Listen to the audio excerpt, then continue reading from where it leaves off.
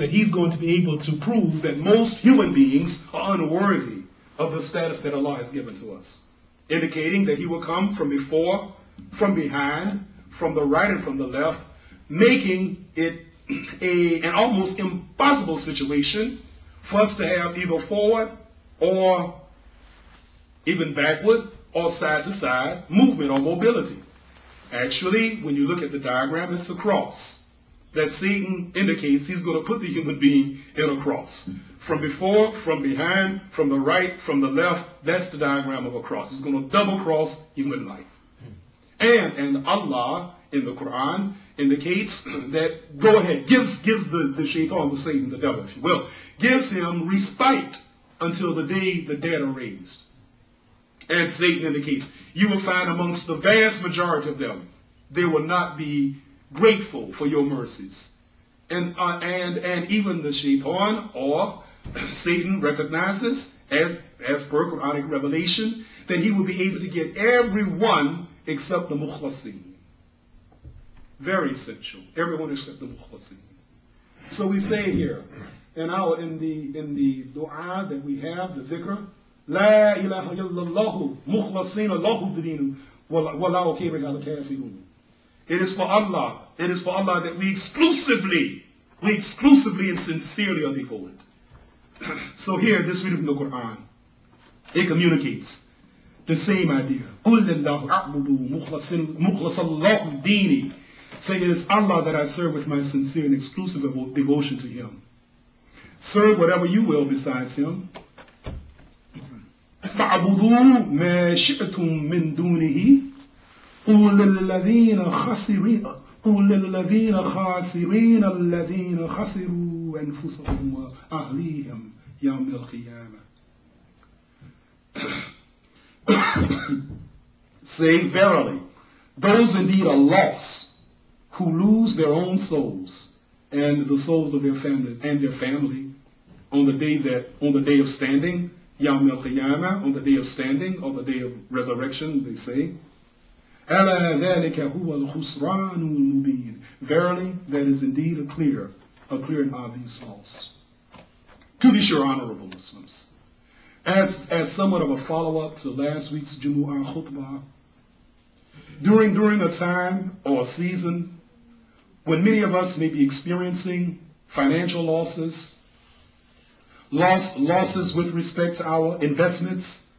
Maybe there are those among us who have invested in the stock market, and as a consequence of investing in Sears Roebuck or investing in IBM or whatever the case may be, we've decided that we're going to, and it's risky actually. It's risky. Lots of speculation. And when persons decide that they're going to pull out and sell, it causes the whole thing to go through a crash. At any rate, at a time wherein persons are experiencing, and perhaps many of us are experiencing losses with respect to our investment, and it may not even be an investment for right now purposes. It could very well have been an investment that we made for our retirement years, etc. And in some cases, some of us are experiencing even loss of our jobs. We would suggest that most losses that we experience are either reparable, that is to say, most losses can be fixed. Vast majority of them, they can be fixed. If you lose financial resources and you have knowledge as to how it is that your financial resources that you are controlling, mind you now, not resources financially that are outside of your control. But if you have financial resources and you have knowledge as to how it is that you accumulated or you attained or acquired those financial resources, you can lose them. But after losing it, knowledge of how you did it, you can get it back again. Inshallah, it can be fixed. So most losses are either reparable, i.e. can be fixed, or they are replaceable. We believe in marriage. Prophet Muhammad sallallahu alaihi wasallam is reported to have said that when you marry, you complete half of your deen. Therefore, fear Allah in the other half. So we don't believe in being monks and nuns and living lives of celibacy in Islam. We believe in marrying. That is the sunnah of Prophet Muhammad sallallahu alaihi wasallam. Therefore, it should be our way as well, that we marry. Marrying is the way in Islam. However, it could very well be that after trying, a marital relationship just didn't work. Didn't work. That spouse that we are wedded to can be replaced. Inshallah, can be replaced. So most things that we have in terms of relationships and even things can either be fixed, and hopefully the marriage can be fixed, or if not fixed, it can at least be replaced. However,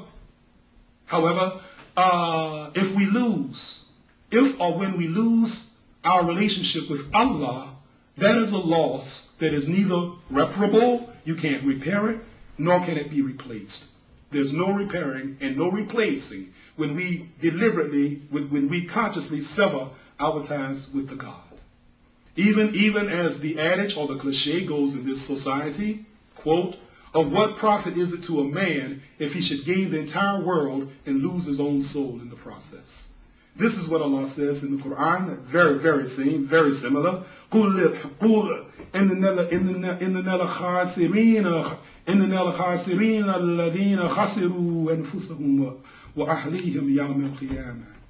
Say verily, those indeed are lost who lose their own souls. Of what profit is it to gain the entire of the creation and then in the process lose our souls and lose the souls of our family members, as God says to us in the Quran? Which is moreover Quranically reinforced, wherein the Most High Allah says to us, Ya ayyuhal ladhina amanu qu anfusakum wa ahlikum naran. قُوا أَنفُسُكُمْ وَأَهْلِيكُمْ نَارًا وَقُودُهَا النَّاسُ وَالْحِجَارَةُ. O you are believers, save your souls. Save your souls and your families from the fire, which is fueled by the people or by mankind and stones. Save your souls. Save your own souls and your families from the fire that is fueled by men and stones. In both readings, honorable Muslims of the Quran, the emphasis is placed upon self, then family. Self, then family. And how it is that it is an essential requirement for us, meaning that it is not optional. There exists an essential requirement for us to establish a core value system. You can't make it in life without having a core value system. You must have values, and your values must extend beyond material accumulation. Your values cannot just be material-centered, and it cannot be egotistical. It cannot be just personally centered. We know logic. Logic says first things first. This is reinforced by both of these readings from the Quran. It begins with self, but it can't stop there. It starts with self. Charity, so they say, begins at home. So we have the obligation. We have the obligation to actually look out for protecting and saving our own personal interests. But it has to extend beyond that. To extend beyond that, to incorporate and include the family. So core values. There's a need for a core value system. There's a need similarly for education. For self, but also for family. There's a need to avoid cultural insanity. Cultural insanity and political correctness, that we lose the ability to distinguish right from wrong anymore. You see that a lot in this society. They're so fixed on being politically correct, and they're so fixed on what it is that is popularly accepted in the culture, that they're afraid to say this is wrong. They don't say wrong anymore. Say, well, to each his own. I won't knock him if he doesn't knock me. We've lose the ability to have a sense of right and wrong. And one of the very names for the Muslim people, at least anyhow, one of the very names of the Quran is Al-Furqan. Al-Furqan. Al-Quran is Al-Furqan. What is Al-Furqan? It means the criterion, the judgment, the discrimination, if you will, between right and wrong. So we have a basis, we have a foundation for determining for us, for ascertaining for us, for defining for us what it is that is right and what is wrong. At any time that we turn our backs on that to be accepted culturally or to fit in with political correctness, then we come up losers in the biggest sense of the word. So we have to have these core values for self, and then extend beyond self to incorporate and includes family. And we know family, it starts with biology. It starts with those that are tied to you biologically. However, when you examine this word, ahlikum, your family, many Muslims who are Arabic-speaking Muslims, and many of us, we're Americans, so Arabic is not our native tongue. But you go among many Arabic-speaking Muslims, and they will oftentimes say to you, Assalamu alaikum, ahlan wa sahlan, ahlan wa sahlan. And if you ask them, what does ahlan wa sahlan mean, they will tell you it means welcome. And it does, it means welcome. In general, welcome. However, ahlan wa sahlan, specifically, it has specific definition as well. Ahlan, it means my family. It's the highest expression of hospitality.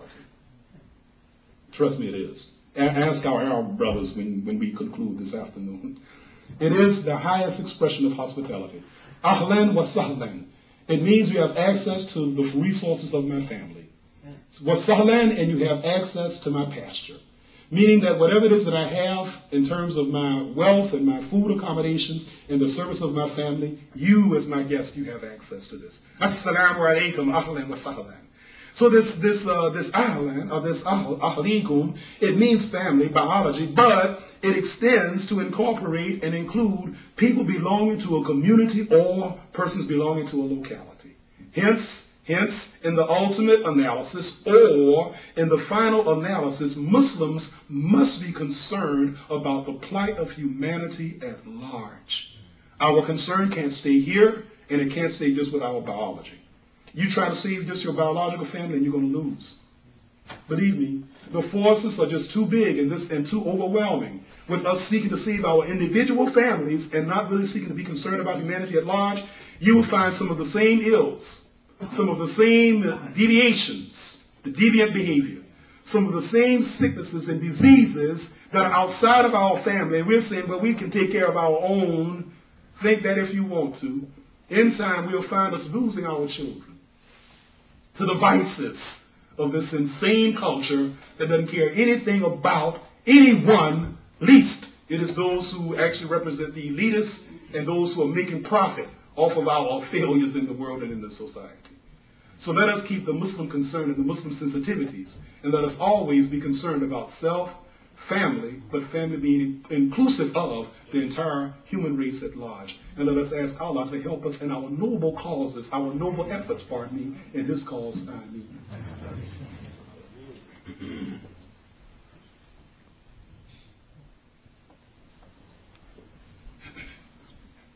Alhamdulillahi Rabbil Alameen, wassalatu wassalamu ala rasulihil kareem, Muhammad sallallahu alayhi wa sallam. Dear Muslims, in concluding now the Jumu'ah Khutbah for this afternoon, highly glorified and most high is Allah, who says in the Quran, Am kuntum shuhada'a idh hadara Ya'qub al-maut إذ قال بنيه ما تعبدون من بعدي قالوا نعبد إلهك وإله آبائك إبراهيم وإسماعيل وإسحاق إلها واحدا ونحن له مسلمون. Translated very generally into the English language. Were you witnesses?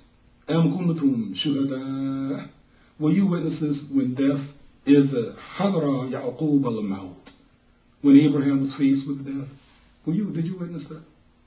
You witnessed that? Were you witnesses when Abraham was faced, when Jacob was faced with death?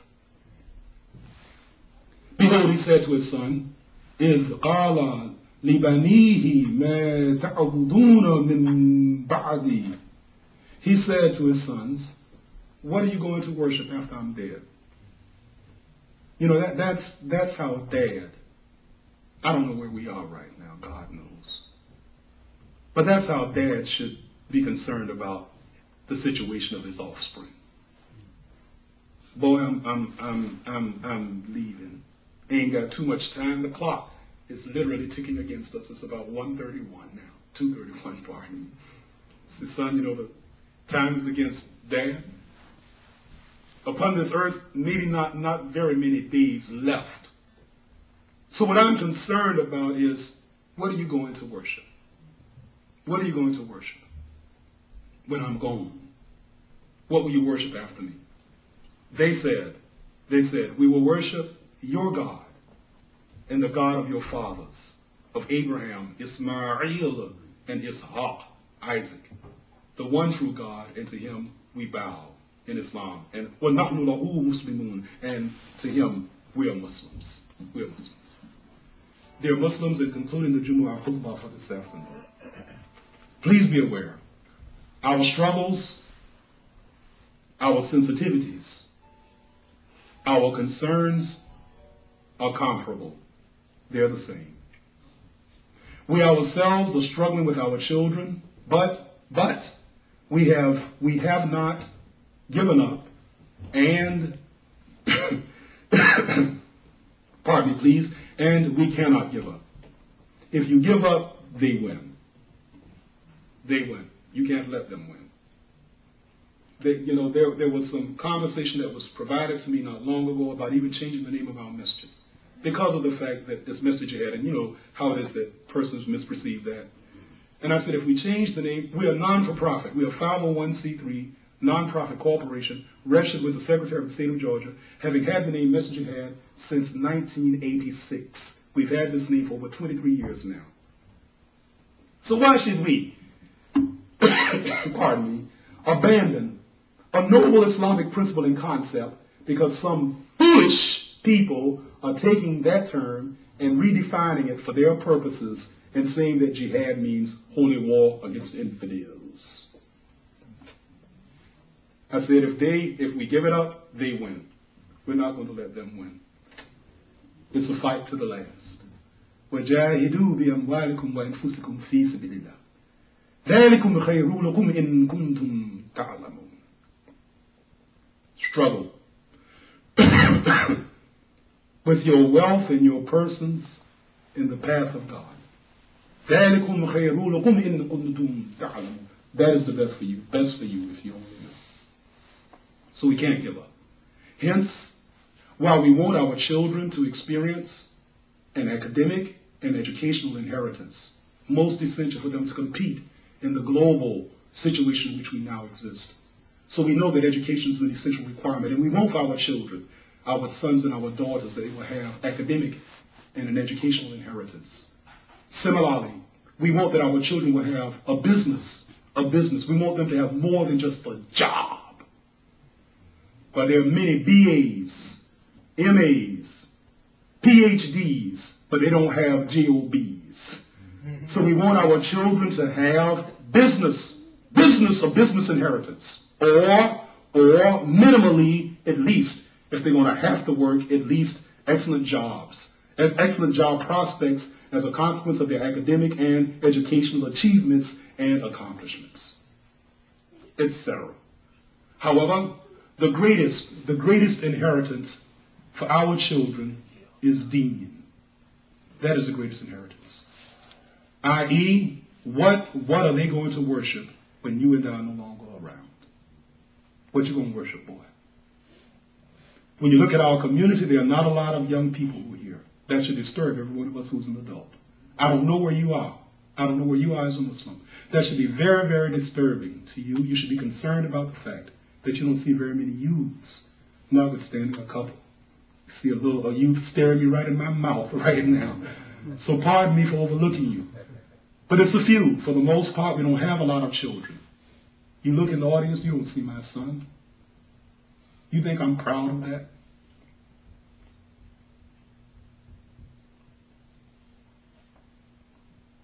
What were they worshiping? Let us not be like the person. In fact, as I understand it, I think they're still Muslim, I don't know, but they actually used to attend this masjid. So let us not be of the mindset that they have, wherein they said that they were talking about us. They said they're losing their children. I say, I don't even go around there anymore. In fact, I don't even go there. Look at their children. Their children are not staying with the religion. They're comparing the reality of their situation with our losses and not our successes. We have successes. Allah knows we have successes. We don't just have failures. We know a lot of our children have left us. Unfortunately, for whatever the reasons may be, I believe that it has a lot to do with the cultural environment. I really do. It has very little to do with the parents and how the parents have raised their children. I know of parents who've committed themselves to bringing up their children in the excellence of Islam. However, some of them, or all of them, have chosen that they live for this Islam, this cramping my style. There's something very sinister in the cultural environment that is killing our children, one by one, taking them off. And we're losing. But again, we cannot give up the effort. We have to maintain a commitment to it, and if it's not my child biologically, it doesn't really matter. Anytime that you see a Muslim child who's doing his or her best to live the religion of Islam, who are making effort in Allah's path, you should see that as being your child and invest. Invest in the excellence of that child and try to provide. You know, we're going back to it. You will see, inshallah, when we come up with our goals. We have the goals. It's a matter of having them printed and displayed to you.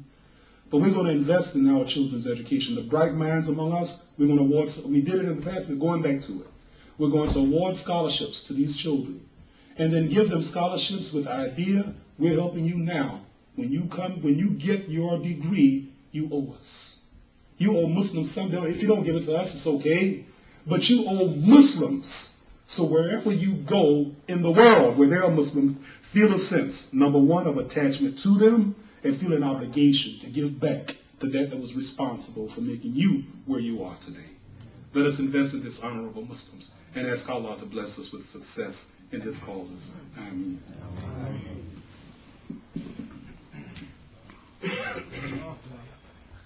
Allahu Akbar, Allahu Akbar. Ashhadu an la ilaha illallah. Ashhadu anna Muhammadan Rasulullah. Hayya ala salah, hayya ala salah, hayya ala falah, hayya ala falah. Qaqamatu salah, qaqamatu salah. Allahu Akbar, Allahu Akbar. La ilaha illallah.